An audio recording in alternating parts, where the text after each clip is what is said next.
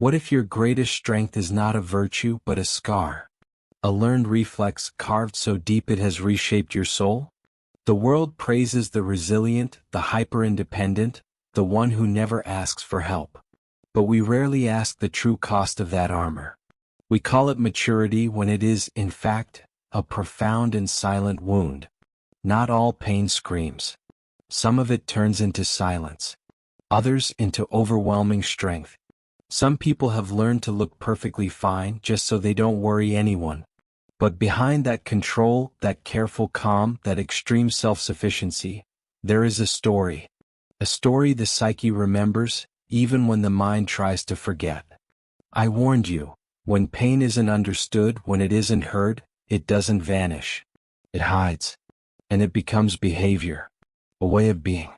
And you know what is worse? Almost no one sees it. They only see the behavior. And so they judge.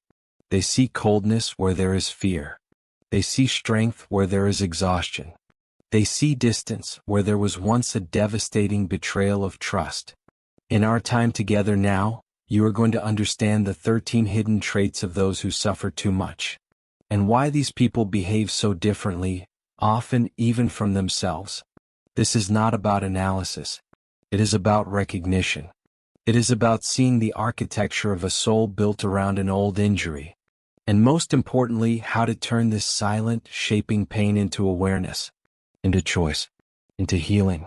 Stay with me. For this might change the way you see yourself, and the way you see the people you hold most dear. End of enhanced opening.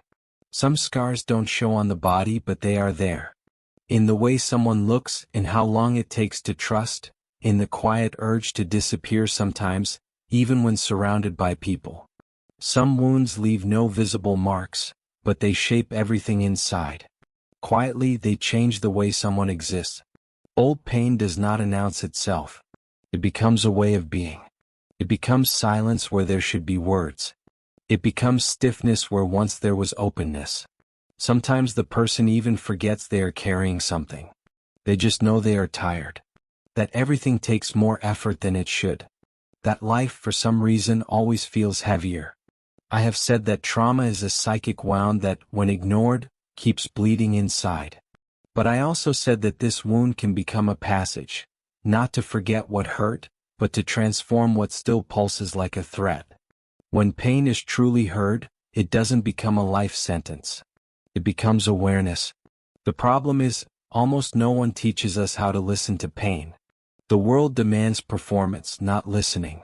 And so, those who've suffered too much learn to cope. They build masks, create emotional shortcuts, hide. They go on living, sometimes even smiling. But something inside stays on high alert, as if any touch could reopen what barely managed to heal. You might recognize yourself in many of these traits. Or you might think of someone you love who suddenly makes more sense.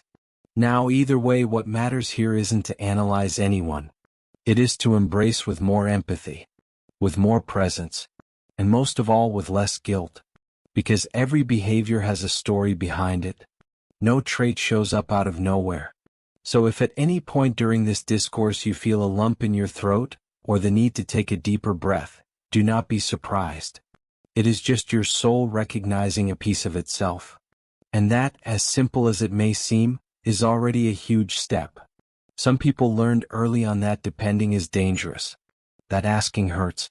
That counting on someone can lead to humiliation or abandonment. And so, as a response, the psyche builds a solution. The person becomes everything for themselves. Strong, decisive, unbreakable. But inside, exhausted. I spoke of the false self as a structure the ego builds to survive, when being who you are becomes too risky. It is a way of functioning that does protect but also isolates. The person gets used to carrying everything alone. And the world, without realizing it, starts believing they actually can handle it all. But no one should have to handle everything all the time. That's why the first trait of those who've suffered too much in life is the armor of hyperindependence. It is not a sign of maturity. It is an old scar. It may look impressive from afar, but inside, it is heavy as lead. The person refuses to show pain but feels it. refuses to ask for comfort but needs it. They just don't know how anymore. Or they are ashamed. Or they do not even remember what it is like to trust without fear. This rigidity spreads into relationships, friendships, work. Everything becomes performance. Everything becomes self-control. But there is a cost. The chest gets tighter. Touch becomes a threat. Rest a weakness. And even surrounded by people, the person feels alone inside. Because hyper-independence isn't freedom. It is a prison with an internal lock. Those who live with it do not want to be a burden. They just want to make sure they will never be left hanging again. But deep down, it is just another way to stay silently wounded. The second trait often seen in people who've suffered too much is excessive empathy. At first glance, it seems like a virtue, and in many cases, it is. But when empathy becomes a survival mechanism, it stops being just a quality and turns into a coping strategy. Some people, even as children, learn to scan the room like they were looking for shelter. They could feel in the air when something was about to go wrong. They picked up on the tone of voice, on a glance, on a silence. They developed such sharp sensitivity that, without realizing it, they started feeling for others before they even knew how to name what they felt for themselves. This over-empathy does not come from a light place. It is born out of necessity. From the fear of being the target of an unstable father. From the effort to anticipate the next emotional outburst from a mother. From the burden of keeping peace at home, even if peace costs their own childhood. I called projection this unconscious move of placing onto others something we haven't yet dared to see in ourselves. And often that is what happens with those who feel too much for others. They are unknowingly trying to care for, in others, a pain they haven't faced in themselves. The person becomes the constant support, the go-to advisor, the one who is always there. But behind all that giving lies a deep exhaustion. Because those who feel for everyone all the time, almost always forget about themselves. Too much empathy may seem noble, and sometimes it is. But it can also be a form of escape. A way to avoid diving into one's own pain. A way to exist for others because existing for oneself became too heavy. Worse, this kind of empathy can lead to unbalanced relationships. Ones where one gives and the other only takes. Where listening to the other becomes an excuse to never hear yourself. And little by little, that sensitivity turns into overload. People who carry this trait often feel invisible when they are not being useful. And that is the clearest sign that empathy, in this case, stopped being love and became a defense mechanism. Deep down, all this emotional sensitivity has a reason. Someone back then had to anticipate emotions to survive. But now they do not have to anymore. And maybe the greatest act of real empathy is finally turning that attentiveness inward. Some people love halfway. Not because they don't feel, they feel way too much, but they hold back.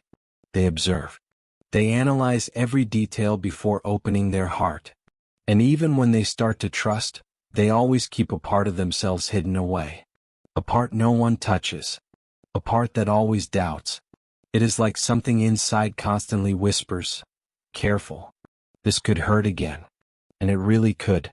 For someone who was broken right where they most needed safety, opening up stopped being simple. The memory of abandonment screams louder than the presence of affection. Love shows up but fear tags along. This is the third trait of those who've suffered too much. Fear of true relationships. Intimacy sets off old alarms.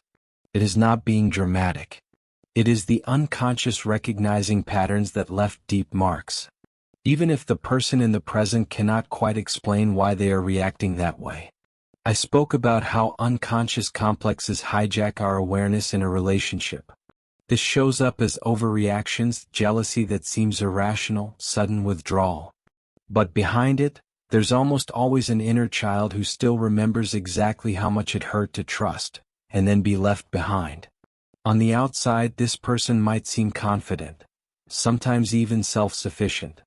They might say things like, "I don't need anyone," or, "I am better off alone." But inside, there is a deep longing that has been buried. And every time someone gets too close, it shows up disguised as fear, irritability, control, or silence. True relationships require showing up fully. But for someone who has been through it, being fully present feels way too exposed. And then love turns into a battlefield, not a place to rest. If you love someone like this, you will need patience. And if you see yourself in this, you will need courage. Not to dive in head first, but to realize that maybe, just maybe, the present does not have to be an automatic replay of the past. Not all love hurts. Not every approach is disguised abandonment. Sometimes, it is just someone trying to stay. How many times have you heard this? You are so strong. And every time you smile, say thanks, nod. But no one knows that that night, you cried yourself to sleep alone again. Some people became symbols of strength because they never had another choice. When the world falls apart too early, you either hold up the roof with your own hands or you collapse with it. And so, the body learns to get up every day, even when everything inside just wants to lie down and disappear. The fourth trait of those who've suffered too much is this: the persona of a strong person who breaks down alone. The appearance is balanced.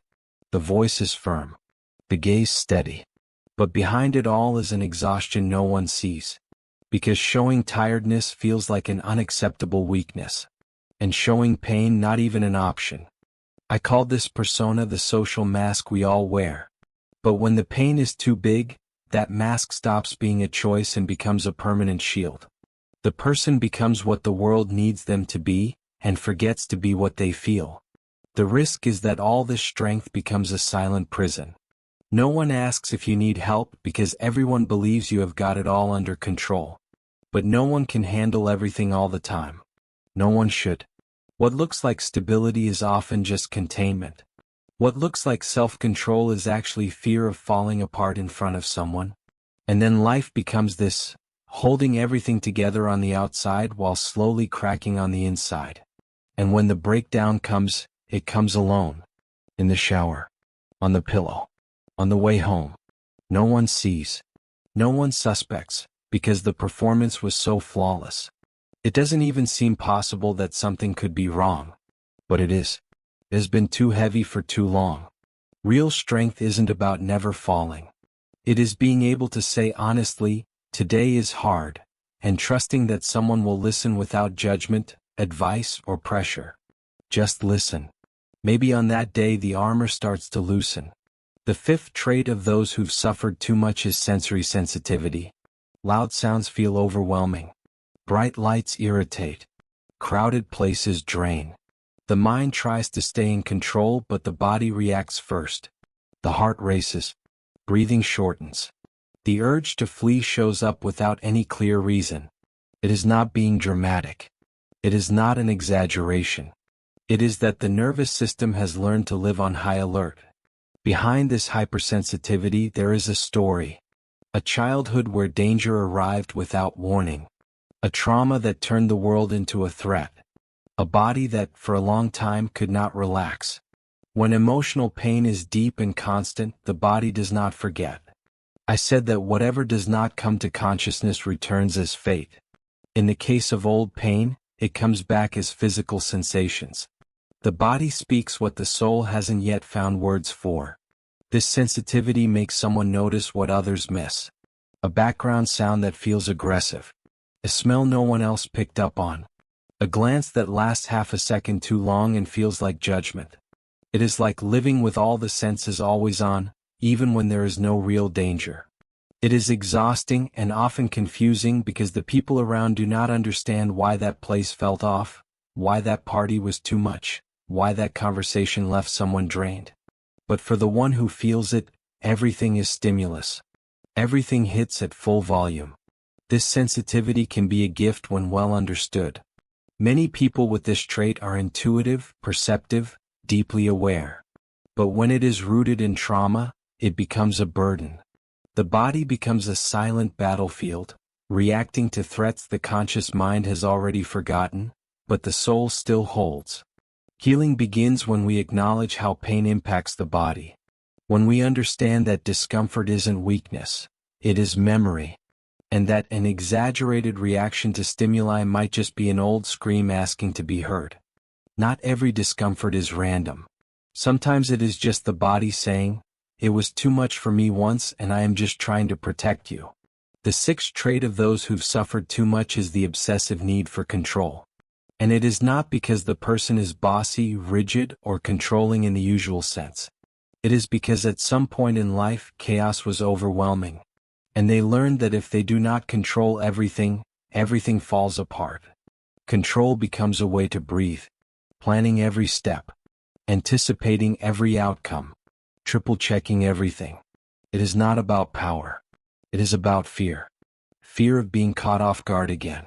Fear of reliving something that already cost too much. On the outside, it looks like efficiency, organization, responsibility. But inside it is constant tension. There is no rest because even when everything is fine, the mind is still racing. What if something goes wrong? What if I am forgetting something? What if? I said the ego tries to control exactly what the unconscious doesn't want to face. And in this case, control becomes a barricade against life's unpredictability, against the feeling of helplessness that once took over and never fully left. People stuck in this control mode struggle to relax. They hate delegating. They fight to accept the unexpected because to them, surprises are not just inconvenient. They are emotional threats. They disrupt more than routines, they shake the psyche. Often they do not even realize how trapped they are in this mechanism. They just feel constantly tired. Always overloaded. Always fixing everything. Always fixing even when no one asked. And this comes at a cost. Relationships become tense. Small decisions feel huge. The present is never enough because the mind is always 2 steps ahead trying to predict. At the core, this obsession with control is not a sign of strength. It is the mark of a soul that once felt completely powerless against pain, and is now trying to make up for it. But life, that wild, mysterious force, cannot be controlled. It can only be lived. And living requires trust. Not blind trust, but a small, possible openness. The trust that maybe, just maybe, not everything needs to be controlled to work out. Healing doesn't come from dropping control all at once. It comes from realizing little by little that it is possible to exist without being afraid everything will collapse. Letting go of control is like turning off the lights in a room where you used to sleep with everything on because you were scared of the dark. At first, it is unsettling. Then it might become rest. But rest doesn't always come with noise, people, or conversation. Sometimes real relief arrives when everything quiets down. When the outside world stops demanding, pressing, touching. That is the 7th trait of those who've suffered too much. Silence as a refuge. It is not isolation out of disdain. It is a need for space, for pause, for time to hear your own breath without being invaded by expectations. Silence becomes shelter, a safe place, a kind of cocoon where the soul tries to reorganize itself. And that can be hard to understand for those who live outward. Those who need noise, movement, and constant company might find it strange when someone prefers a quiet corner, a shorter chat, a lighter presence. But for those who have weathered internal storms, silence is not emptiness. It is repair. I recognized the symbolic value of retreat. I saw withdrawal as a psychic process of death and rebirth. When everything feels like too much, the soul pulls back, like someone shielding a wound from touch. Not out of coldness but for survival. And silence is not just the absence of sound. It is the absence of judgment, of demands, of masks. It is a space where nothing needs to be explained. Where pain can simply exist without an audience, without pressure to heal fast. But over time, that silence which started as healing can become a wall. What was once a pause becomes a pattern. And the risk is that silence starts to mean solitude, and solitude forgetfulness. That is why this trait requires care. Not everyone who goes quiet is okay. Sometimes they are just too tired to keep trying to fit into a world that never stops talking. The path is allowing that silence without guilt, without needing to explain. But also knowing when to crack the door open. To let someone in. Someone who will listen. Who will stay. Because silence can be home, but it also needs a door. Now, have you ever realized how saying, "I trust you," can seem simple? But for someone who was hurt while trusting, those words feel heavy. The gesture gets stuck in the throat. The emotion locks up the entire body. Not because the feeling isn't there, but because the risk feels too big. The eighth trait of those who've suffered too much is a heart that is overly guarded. Locked, actually. Protected with everything it has got. And not out of malice, pride, or indifference, but because the last time it was open, it hurt. And it hurt deeply. The ego learns to protect itself. It builds invisible filters. It evaluates everything before it believes. It doubts before it surrenders. It analyzes gestures, tone of voice, even the delay between one message and the next. Love arrives, but it goes through a brutal screening before being accepted. And it is exhausting, for the one who feels and for the one trying to love them. Because affection never flows easily. There is always hidden weight. Tension. Can I really trust this? The soul lives like someone sleeping with one eye open. I spoke of the difference between living from fear and living from trust. And here, fear became the lens. The person sees everything through the memory of pain. And even when everything is fine, something inside says, "Be ready. This could change." It is as if the unconscious does not know time has passed. It still reacts as if the threat were there. Even when it is not. Even when this time the other person is kind, present, gentle. Distrust becomes a way to avoid pain. But it ends up blocking the real experience of love. Because there is no deep connection without some form of surrender. Without risk. Without opening the door for someone to come in. And the most ironic part? The ones who guard their hearts the most are usually the ones who long to love and be loved the deepest. They just don't want to feel it all over again. They just want to protect themselves. But overprotecting also hurts. The key might be in testing slowly. Trusting a little. Seeing what happens. Taking a step. Not opening everything, but also not running away.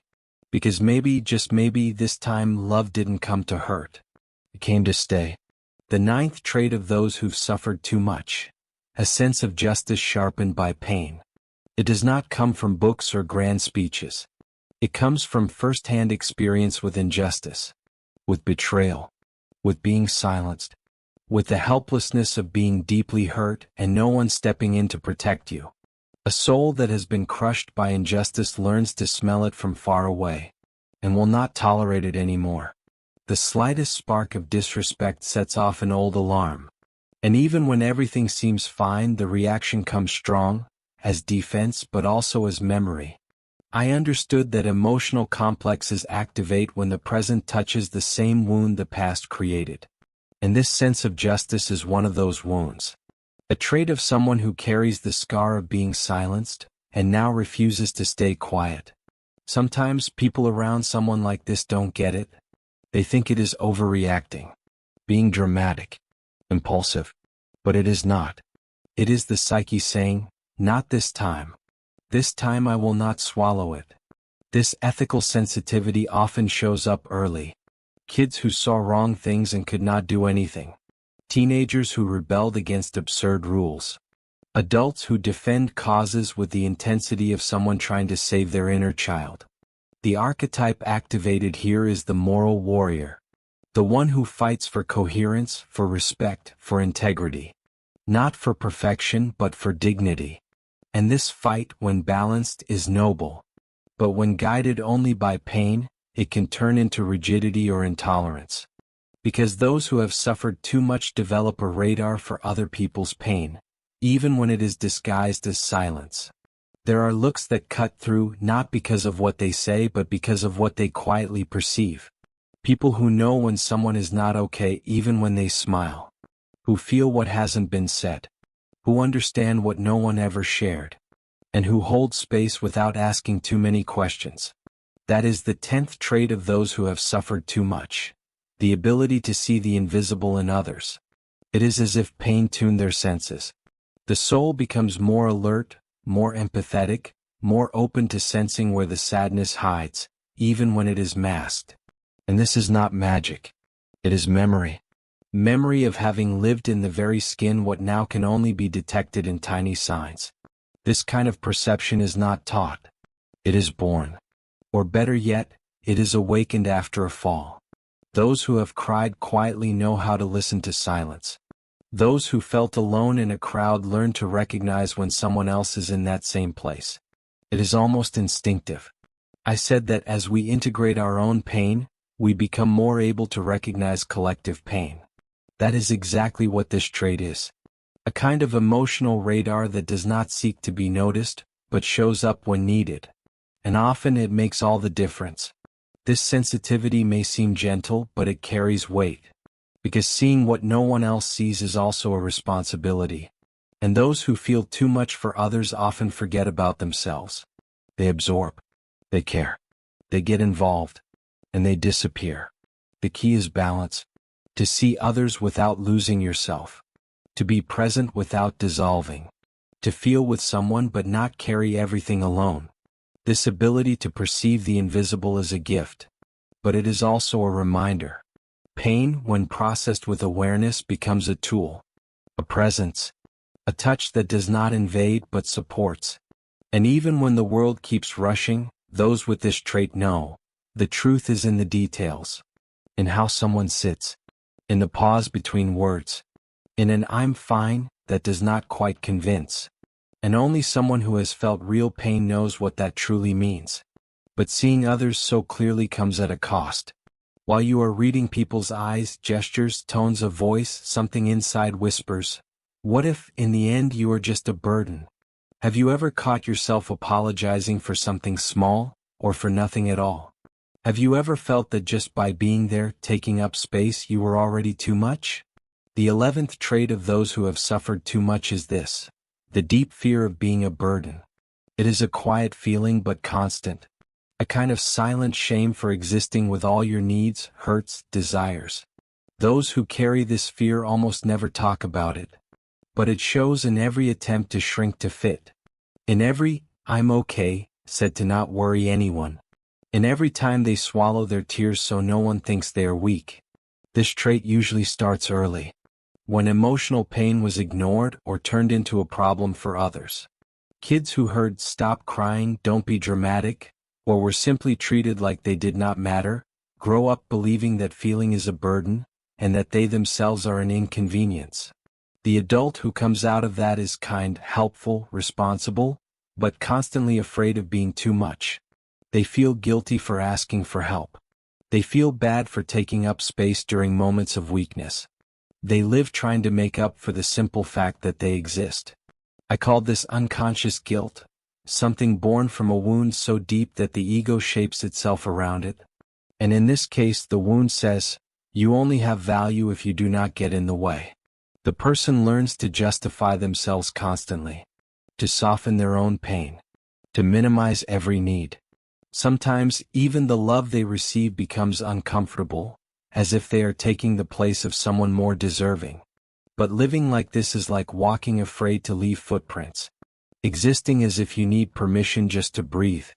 The truth is, no one should feel guilty for needing. Needing is human. Being tired is human. And being vulnerable is too. Recognizing that fear is already part of the healing. Because when you understand that taking up space is not an offense, it is a right, something shifts. The weight gets lighter. The soul stands a bit taller. And life stops being a constant effort to not bother anyone. You do not have to earn affection. You do not have to explain yourself so much. Being here is already enough. And even with all that fear of being a burden, your soul still finds refuge in the unnoticed details. In the warmth of a hot coffee in your hands. In a good morning no one else gave. Because those who have lost a lot learn to treasure the smallest things. And that is where healing begins to smile. A warm cup in your hands. The late afternoon light coming through the window. That simple "did you get home safe?" message. The sound of rain while the world outside keeps spinning. The 12th trait of those who have suffered too much is the ability to appreciate the little things. It is not romanticizing pain. It is what pain leaves behind. When you go through times where everything feels like it is falling apart, when chaos takes over, the simple things take on new meaning. The small no longer feels small. It becomes a sign of life, of peace, of presence. Those who have been shattered learn to recognize beauty where others just pass by. The soul develops a kind of quiet gratitude, not for the pain itself but for what came after. For the pause. For unexpected affection. For the stability that once felt impossible. I spoke of the archetype of the wise one. Someone who, after facing the shadow, returns with a new way of seeing the world. More humble. More attentive. More present. That is what happens here. The person does not need much to feel. And when they do feel, they feel it fully. This sensitivity shows up in the little things. It is the person who smiles when they see the sky change color. Who truly thanks you for coffee made at just the right moment. Who cries at a song because it reached a place they did not know still hurt. And sometimes, this is mistaken for fragility. But it is the opposite. It is depth. It is emotional maturity. It is having survived chaos and still holding on to tenderness.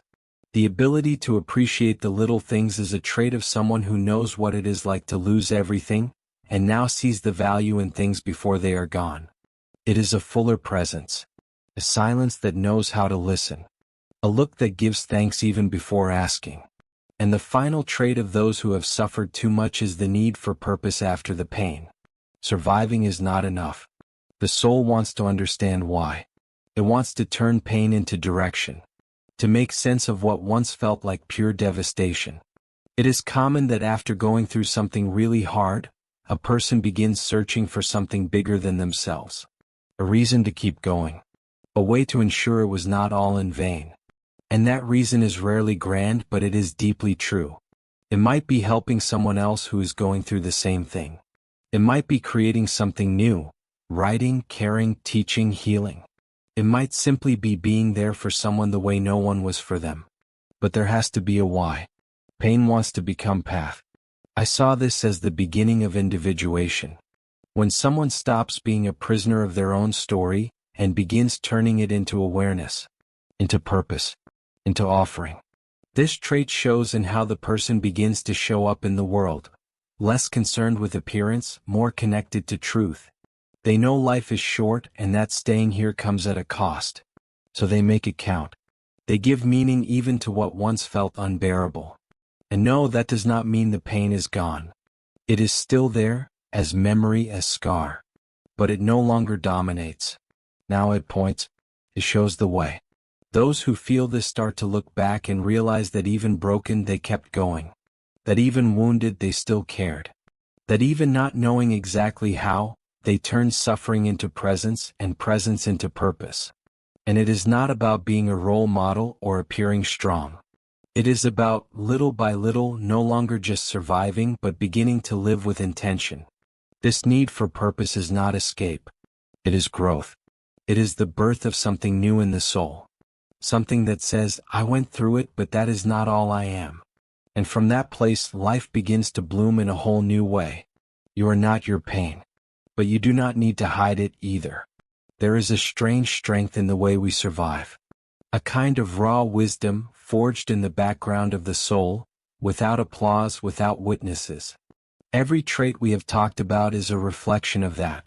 Of what you did to stay on your feet. Of how you found a way to keep going, even when every part of you wanted to stop. Some of these traits became shields. Others, compasses. Some turned into weight. Others into gifts. But all of them, without exception, were born as an attempt to protect something precious in you. I said the tree that reaches to heaven must have roots that reach down to hell. And that is exactly it. Everything you have blossomed into has everything to do with what you have endured. You are not wrong for having these marks. You are alive. And being alive after all you have been through is already a strength the world rarely sees. But one that exists and pulses and deserves recognition. This is not about saying everything is healed. Not that everything will magically fall into place now. But maybe, for the first time, you can look with a little more kindness at those parts of yourself you have learned to hate, because they were trying to protect you too. You do not need to hide anything anymore. Or stay on guard all the time. The pain that shaped you does not have to lead the way any longer. It can now walk beside you in silence. As you keep going, with more awareness, with more freedom, and with the understanding that what once felt like weakness was just a way to not give up, you kept going. And that says a great deal. If this discourse spoke to you in any way, if you saw yourself in any of these traits or thought of someone who carries these marks, let the depth of this knowledge guide your way. We will keep exploring these deep paths of the psyche, pain, and healing, always with respect, simplicity, and truth. And if you have received this knowledge until the very end, remember this simple but meaningful phrase: my pain taught me too. Carry this awareness with you. And perhaps someone else will perceive your understanding and feel a little less alone. Go forth and tend to your soul. You deserve it.